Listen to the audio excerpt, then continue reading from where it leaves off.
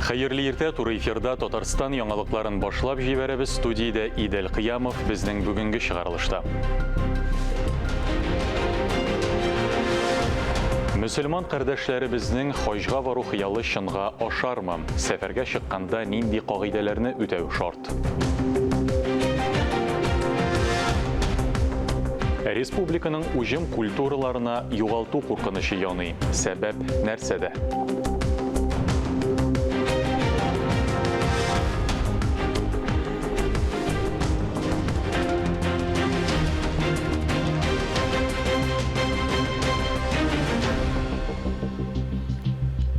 Россия хаҗилары Сауд Гарәбстанында хаҗга бара алачак. Бу хакта шушы көннәрдә билгеле булды. Дәүләт хакимияте Рөстәм Миңнехановның тәкъдимен хуплады. Прививка ясаткан гражданнарга Мәккәнең изге урыннарына килергә рөхсәт ителде. Нинди вакцина таләп итәчәкләре турында алдагы сюжетта. Пандемия сәбәпле менә 2 ел инде мөселман кардәшләребез Сауд Гарәбстанына хаҗ кыла алмый. 2022 елда вазгыять үзгәрергә мөмкин. Рөстәм Миңнеханов Сауд Гарәбстанына сәфәре барышында кабул итүче як белән сөйләште.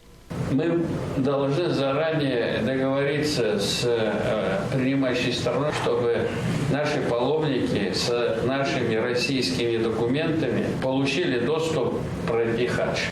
Бөтен дөнья сәламәтлек саклау оешмасы вакцинага рөхсәт бирсә дә, хәзерге шартларда туристлар сәфәрен оештыру ике як өчендә зур җаваплылык. Куркынычсызлык чараларын кулланырга кирәк. Сүз хәтта карантин турында да бара.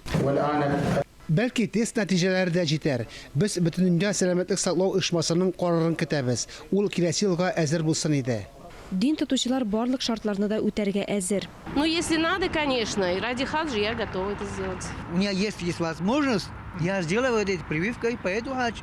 Татарстаннан хаҗ кылучыларны озатучы бердән-бер туроператор урыннарны хәзер үк бирергә әзер. 2 ел эчендә теләүчеләр бик күп җыелган. Беренче чиратта ковидның беренче дулкыны сәбәпле оча алмаган кешеләрне җибәрәләр. Без хаҗга барырга теләүчеләрне алдан яздырган идек. Акчаларын кире кайтардык. Хаҗга бару мөмкинлеге булса, бу чиратны яңарта алабыз. Мөселманнар диния нәзарәтендә әйтүләренчә, бәяләр һәм квоталар турында сөйләргә иртәрәк әле. Барысы да бөтен дөнья сәламәтлек саклау оешмасы карарына бәйле. Алар хаҗ башлануга аттестация процедурасын төгәлләргә өлгерерме? Алия Галиуллина, Булат Шакиев, Никита Граханцев, Татарстан яңалыклары. Бу көннәрдә сәламәтлеге шикле кешеләргә багышланган чаралар шактый күп оештырыла. Алар арасында бәйге итеп үткәрелгәннәре дә бар. Аның үзенчәлекләрен Алия Галиуллина күреп кайтты. Хәзерге вакытта мөмкинлекләре чикләнгән затлар өчен индивидуаль реабилитация программалары шактый. Аларның уртак максаты бер: инвалидларны җәмгыять тормышына яраклаштыру, уңайлыклар тудыру. Шул нисбәттән шаг за шагом «Два сердца рядом» дип исемләнгән сукырлар һәм аларның ярдәмче этләре өчен республика бәйгесе үткәрелде. Катнашучылар 4 аяклы дуслары белән күнекмәләр, үзара аңлаша белү, тыңлый белү осталыгын күрсәтте. Махсус өйрәтелгән этләр инвалид кеше өчен тормышта таяныч. Бәйге кысаларында мөмкинлекләре чикле кешеләр язмышына битараф булмаган хәйриячеләргә рәхмәт хатлары тапшырылды. Татарстан дәүләт телерадиокомпаниясе хәбәрчесе Фәннур Хасановка да сукырлар оешмасы эшчәнлегенә багышланган сюжетлары өчен рәхмәт хаты бирелде. Алия Галиуллина, Владимир Юрков, Татарстан яңалыклары.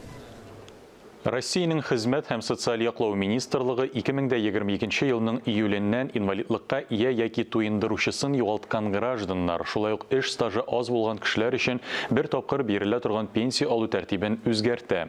Бу категориягә 55 яшьтән узган хатын-кызлар, 60 яшьтән өлкәнрәк ир-атлар керә. Кагыйдәләр үзгәргәннән соң әлеге пенсияне түләүне сорап 5 елга бер тапкыр гына мөрәҗәгать итеп була. Гаризаларны 5 көн эчендә карыйлар. Яңа кагыйдәләр нигезендә элеккеге хәрбиләр, эчке эшләр, оборона министрлыклары, прокуратура, федераль иминлек хезмәте структуралары хезмәткәрләре бер юлы 2 пенсия алу мөмкинлегенә ия була. Моның өчен вакытыннан алда пенсия түләү хукугын бирә торган яшькә җитү зарур. Кирәкле иминiyat стажы шәхси коэффициентлар булырга тиеш. Мөмкинлекләре чикләнгән балалар өчен милли ризык әзерләү буенча осталык дәресе һәм хәйрия ашы оештырылды. Якынлашып килүче бәйрәм белән котлап Кыш бабай белән Кар кызы балаларга татлы бүләкләр тапшырды. Тулырак алдагы язмада. Махсус рәвештә балалар өчен татар милли ризыгы пәрәмәч әзерләү буенча мастер-классны Рестораторлар һәм ательерлар ассоциациясе президенты Зөфәр Гаязов үзе үткәрде. Теперь вот здесь зажимай. Вот, молодец. Пәрәмәшне ничек матур итеп ясарга, камырны ничек оста итеп җәяргә икәненә төшенделәр. олыларга, өлкәннәргә, безнең кебек егетләр, кызларга күрсәтәбез, менә ничек син үз көчең белән кемгәдер яхшылык ясый аласың.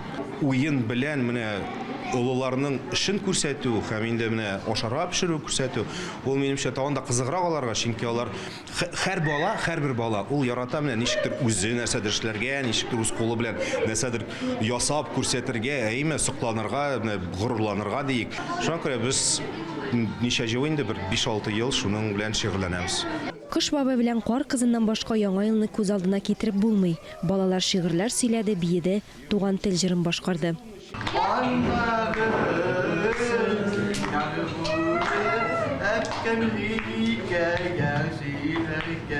Балаларга бик күңелле булды. Тәмле ашаттылар, балаларны сыйладылар, хөрмәтләделәр. Без бик шат. Мне было очень круто, и я стал пола. Алия Галиуллина, Ринат Сахибгараев, Татарстан яңалыклары. Татарстанда социаль ашханәләрнең саны 6 булды. Бу исә авыр тормыш хәлендә калган 1000-гә якын мохтаҗ кеше кайнар ризык һәм чәй белән тәэмин итеп була дигән сүз. Тулырак хәбәрчебез язмасында. Ачылыш тантанасы күпләгән кунаклар, төрле дәрәҗәдәге җитәкчеләр, дәүләт һәм иҗтимагый оешма вәкилләре, дин әһелләре катнашында узды. Тормышта нәрсә генә булмый, кемдер авырып китә, кемдер эшсез кала, кемдер вообще берүзе кала. Чөнки гаилә менә бетерә. Аны тирмәләрдә кешеләр килә. Оларның кайсы вакыт урын эше дә юк, урын торырга да юк, кая барырга. Менә шунда общественный коммерческий оешмалар, олар бик каты эшлиләр, бик нык эшлиләр әйтүчә. Именно бик зур рәхмәт оларга, безнең менә администрацияларга, чөнки олар урын бирәләр менә ачырга шундый пунктлары. Аннары менә бизнес структуралары, кафелар бик зур ярдәм итәләр. Татарстан мөфтие үзенең чыгышында игелек кылуның, яхшылык эшләүнең әһәмиятен билгеләп үтте. Безнең динебез инди, хәтта пәйгамбәрбез саллаллаһу алейһи ва саллям күп хадисләрдә безнең инди шул нисбәттән ул безнең бурычыбыз. Мәгълүм булганча безнең закатларыбыз бар, төрле фондларыбыз эшли. Теге хәзер муфтият турында әйтәм.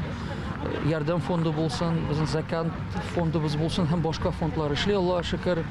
Татарстан Диния нәзарәтенең Закат хәйрия фонды да мохтаҗларга һәр даим ярдәм итә.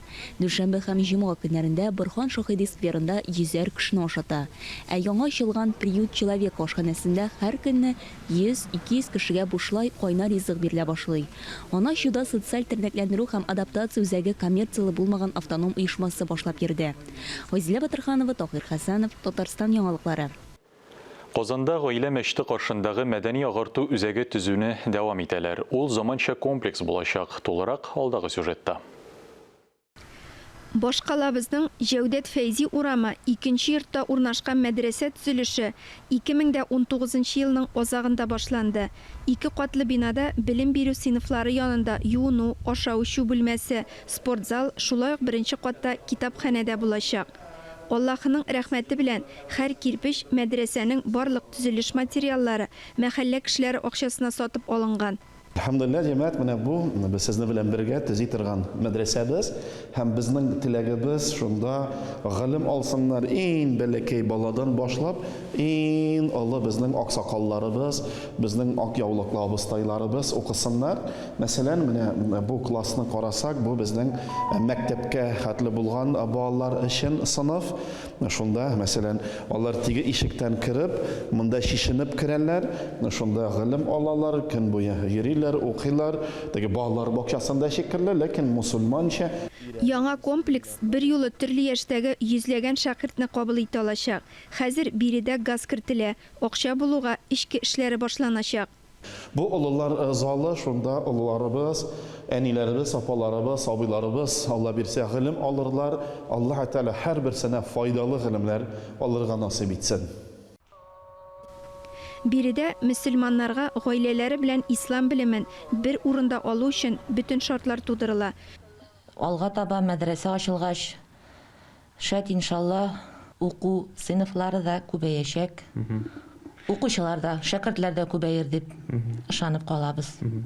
Рөстәм хәзрәт мәдрәсәнең төзелеше турында барлык социаль челтәрләрдә гел искәртеп тора. Төзелешкә һәркем үзеннән өлеш кертә ала. Ничек катнашырга, телефон номеры экранда. Яхшылык эшләргә бер кайчан да соң түгел. Изге гамәлләребез һәрчак үзебезгә меңе белән әйләнеп кайта. Битараф булмыйк. Ләлә Зайнуллина, Тахир Хәсәнов, Татарстан яңалыклары. Быйыл кар бик аз яу сәбәпле республика хуҗалыкларында уҗым культураларын югалту куркынышы яный. Киләчәк уңышка нинди зыян килергә мөмкин? Белгеч фикерләрен хәбәрчебез тыңлап кайтты.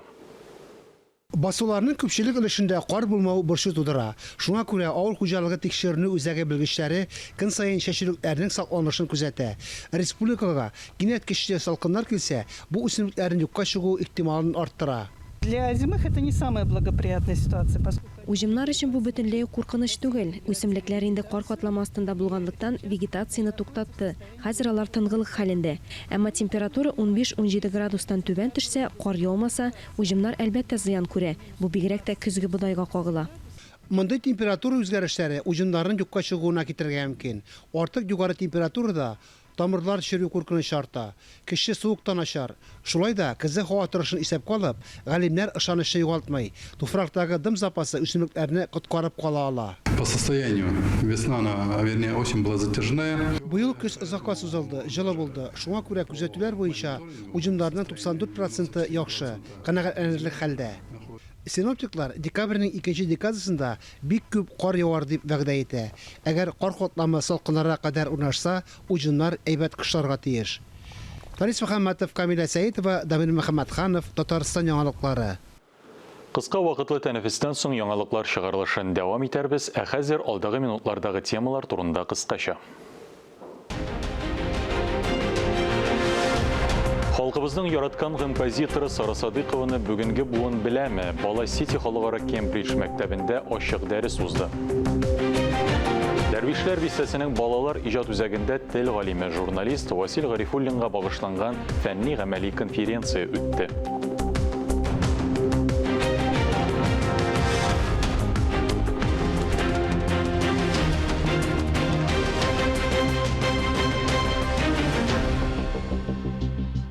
Казанда киләчәк ориентирлары дип аталган халыкара туристик форум узды. Россиянең төрле төбәкләреннән җыелган экспертлар туризмны үстерү юнәлешләре турында фикер алышты.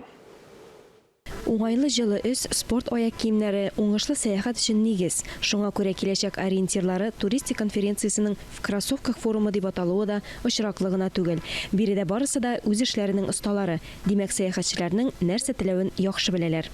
Путешественники хотят персонализированного подхода. Сәяхәтчеләр үзләренең танып белү ихтыяҗларына махсус якын килүне, икенче төрле әйткәндә, үзләре булдыра алмаган продуктны сатып алырга тели.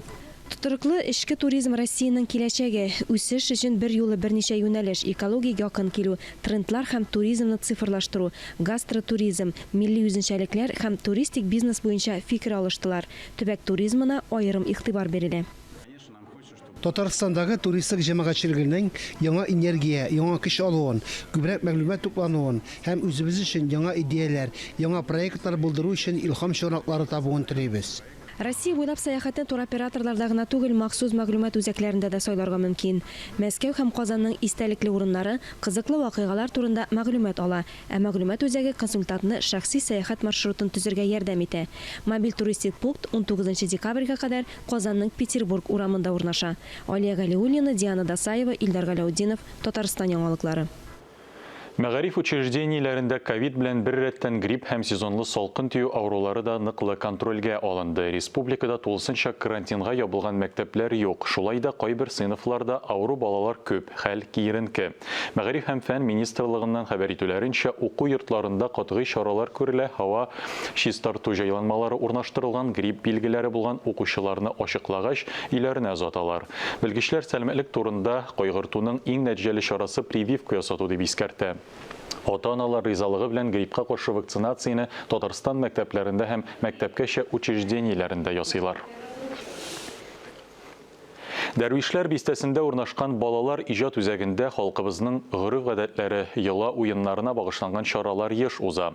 Шул ук вакытта биредә фәнни мирасны барлау һәм бүгенге көннең актуаль мәсьәләләренә багышланган фәнни-гамәли конференцияләр уздыру да традициягә әверелгән. Шуларның берсе белән хәбәрчебез Мөршидә Җиһан таныштырыр.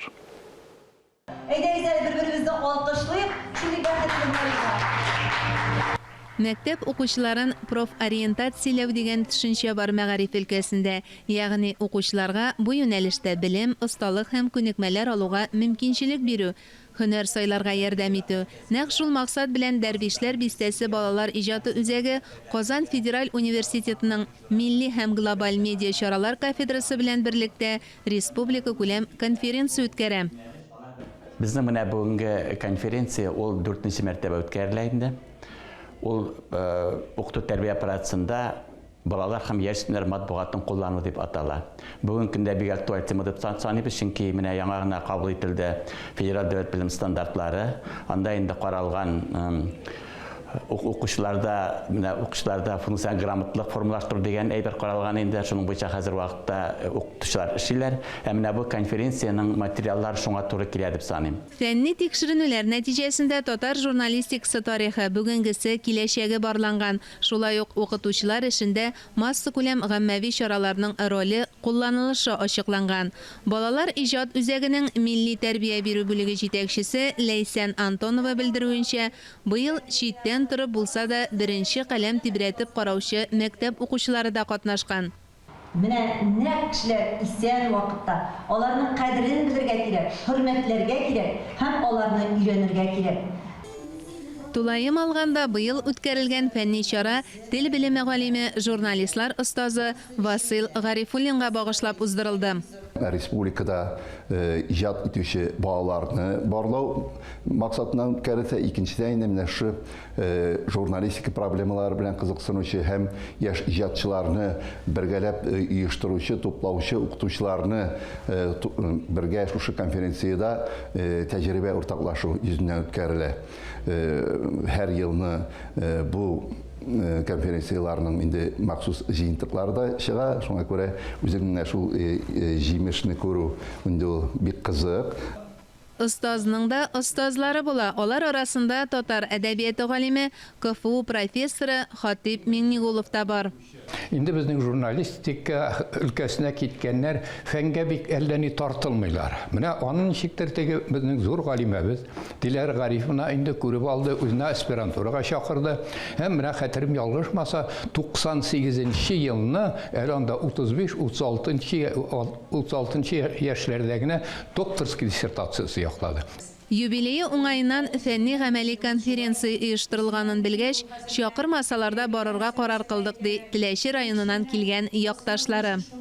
Авыл җирендә бит инде ул шулай үзеннән иң хөрмәт иткән, үзен яраткан кешегә абый дип, апа дип эндәшәләр.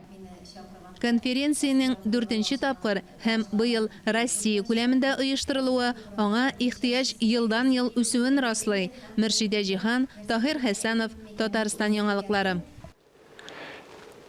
Һәр ел сайын Николай Иванович Фешин исемендәге Казан сынлы сәнгать училищесында Татарстанның сәнгать мәктәпләрендә эшләүче укытучы рәссамнар өчен конференцияләр үткәрелә. 2021 елгы конференциянең темасы композиция темасын укыту, проблемалар һәм аны чишү юллары. Тулырак Фәннур Хәсәнов видеоязмасында. Әлеге конференцияда чыгыш ясаучылар үзләренең программалары турында сүз алып бардылар. Сынлы сәнгать, декоратив кулланма сәнгать, архитектура, дизайн турындагы яңалыклар белән уртаклаштылар. Көндәлек тормышта күз аллау, укучыларны реалистик рәсемнәр элементларының нигезләре турындагы белемнәр белән коралландыру, аларда натурадан хәтер, күз аллау буенча рәсем ясау күнекмәләре формалаштыру, рәсем сәнгать композиция бүлегендәге яңа ысулларның барлыкка килүе турында мәгълүматлар бирделәр. Хаталарны ачыклау һәм төзәтү турында сөйләштеләр. Вот это возможность для преподавателей поделиться опытом, Әлеге конференция кайбер укытучыга ниндидер өстәмә белем, яңалык, укыту процессында кирәкле мәгълүмат бирәчәк. Ни өчен быел композиция темасын алдык? Әлеге тема ул катлаулы тема, 3 зур бүлекне берләштерә. Балаларга дөрес итеп аңлаткан очракта гына хаталар аз булачак. Миңа калса, бик кирәкле конференция. Билгеле булганча 2021 ел туган телләр елы һәм халыкара бердәмлек елы дип игълан ителгән иде. Шушы уңайдан безнең Харис Якупов исемендәге беренче сәнгать мәктәбендә укучылар һәм укытучылар тарафыннан хайран гына эшләр эшләнелде. Ул татар халык әкиятләренә иллюстрациялар ясау, ул 41-нче библиотека белән Татарстанда яшәүче халыкларның киемнәренең орнаментлары турында лекциялар узды. Һәм аеруча мин әйтер идем, композиция дәресләрендә безнең укытучыбыз Валерий Васильевна тарафыннан шундый кызык кына эш башкарылды, ихтирамга лаеклы эш дип уйлыйм. Ул линогравюра техникасында бик кызыклы техника, ул линолеумның кире ягында рәсем ясалып, кагазга төшерелә. Шушы конференция кысаларында ул эшләрнең ничек башкарылуы, укучыларның ничек эшләүләре турында сөйләячәк. Соңрак барлык чыгышлар да тупланып, китап итеп бастырылачак һәм сәнгать мәктәпләренә таратылып, укыту программасына кертеләчәк. Фәннур Хәсәнов, Дамир Мөхәммәтханов, Татарстан яңалыклары. Бала Сити халыкара Кембридж мәктәбендә беренче профессиональ татар композиторы Сара Садыкова иҗатына багышланган әдәби-музыкаль ачык дәрес узды. Чарада мәрхәмәт, милосердие хатын-кыз депутатлар һәм Сара Садыкованың кызы Әлфия Айдарская катнашты. Дәреснең матур мизгелләре хәбәрчебез Айзилә Батырханова әзерләгән видеоязмада. Халкыбызның сөйкле композиторы, җырчы, Тукай бүләге лауреаты Сара Садыкованың тууына 115 ел тулуга багышланган чаралар дәвам итә. Чираттагысы Бала Сити халыкара Кембридж мәктәбендә оештырылды. Укытучы апалары сабыйларны Сара Садыкованың тормыш юлы һәм аның кабатланмас иҗаты белән таныштырган. Сара апа турында белемнәрне ныгытып, ачык дәрестә алар беренче татар хатын-кыз композиторының җырларын башкарды. Сара Садыкованың шәхес буларак бүген безнең хатын-кыз депутатлар берлеге бүгенге кичәдә. Шуннан да менә хатын-кызлар, шундый мәшһүр шәхесләр, без хатын-кыз депутатлар алар турында халыкка сөйләмәсәк, алар турында халыкка җиткермәсәк, кем эшләсен дигән фикердә булдык. Шуңа күрә менә бүген Сара Садыкованың беренче чиратта хатын-кыз буларак аның җиңүләре, аның тормышы турында сөйләп үтәсебез килә. Ул шуннан да беренче татар хатын-кызы композиторлар оешмасына кергән. Ул иң беренче булып татар хатын-кыз җырчысы Чайковский консерваториясендә укый. Ул беренче булып танго стилендә, татар телендә танго җырын башкара һәм яза. Ул беренче булып татар опера театрын ачып җибәрә, Сания операсын башкара. Шуңа күрә менә шуннан да ул тарихта калырлык һәм аның белән горурланырлык искиткеч хатын-кыз шәхес һәм әйдәгез без аның турында юбилей елларында гына түгел, ел сайын аның турында искә төшереп, аның иҗатын халыкка таратыйк. Кичәдә Биби Сара моңнары китабын тәкъдим иттеләр. Сара апаның нәшер ителмәгән 143 җыры бу китапта урын алган. Ноталарын кызы Әлфия Айдарская тапшырган. Киләчәк буыннарга кирәк бит инде калдырырга аның җырларын. Наследие, как говорят, творческое наследие. Әйе, яшь буын үзенең данлыклы милләттәше, калфаклы сандугачы Сара апа Садыкова белән горурланып үсәргә тиеш. Айзилә Батырханова, Ирек Хамидуллин, Татарстан яңалыклары. Әлеге сәгатькә шундый яңалыклар иде. Берничә минуттан эфирыбызны хәерле көн Татарстан тапшыру дәвам итә. Без яңалыклар иҗат төркеме сезнең белән бүгенгә саубуллашабыз. Ковид вирусына каршы прививка ясатуны кичектермәгез. Үзегезне һәм якыннарыгызны саклагыз. Сау-сәламәт булыгыз.